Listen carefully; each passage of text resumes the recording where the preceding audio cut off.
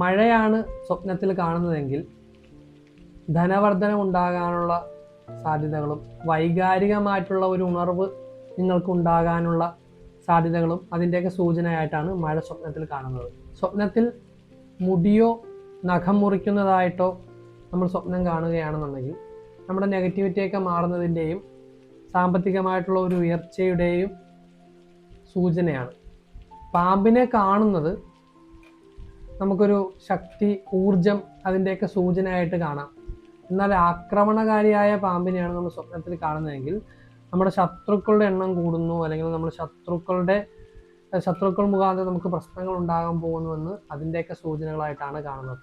നിങ്ങളൊരു ഉയരത്തിൽ നിന്ന് വീഴുന്നതായിട്ട് സ്വപ്നത്തിൽ കണ്ടിട്ടുണ്ടെങ്കിൽ നിങ്ങളുടെ മനസ്സ് വളരെ കുഴപ്പം പിടിച്ചിരിക്കുന്നതാണ്. മനസ്സ് നിങ്ങളുടെ കയ്യിലില്ല, ചഞ്ചലപ്പെട്ടിരിക്കുന്ന ഒരു സമയമാണ്. നിങ്ങൾ ക്ഷേത്ര ദർശനമൊക്കെ നടത്തി ആ മനസ്സിനൊന്ന് ക്ലിയറാക്കി എടുക്കേണ്ടത്, നിങ്ങൾ എഫേർട്ട് എടുത്ത് നിങ്ങളുടെ മനസ്സ് നിങ്ങൾ മാറ്റിയെടുക്കേണ്ടതാണ്. മരിച്ചുപോയവർ നമ്മുടെ സ്വപ്നത്തിൽ വന്ന് കരഞ്ഞിട്ടുണ്ടെങ്കിൽ നമ്മളുടെ വീട്ടിൽ എന്തോ അനർത്ഥം സംഭവിക്കാൻ പോകുന്നു എന്ന് അതിൻ്റെ സൂചനയാണ്.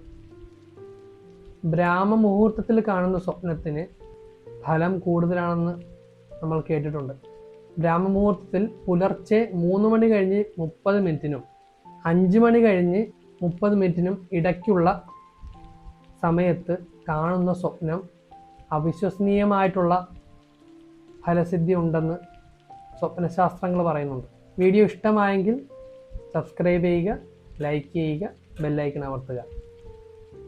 എല്ലാവരും സ്വപ്നം കാണുക, നല്ല നല്ല സ്വപ്നങ്ങൾ കാണുക, സുഖമായി ഉറങ്ങുക. ഈ കാര്യങ്ങളൊക്കെ ഒന്ന് ഓർത്ത് വെച്ചോളൂ. അപ്പോൾ അടുത്തൊരു വീഡിയോയിൽ അടുത്ത ടോപ്പിക്കായിട്ട് നമുക്ക് കാണാം.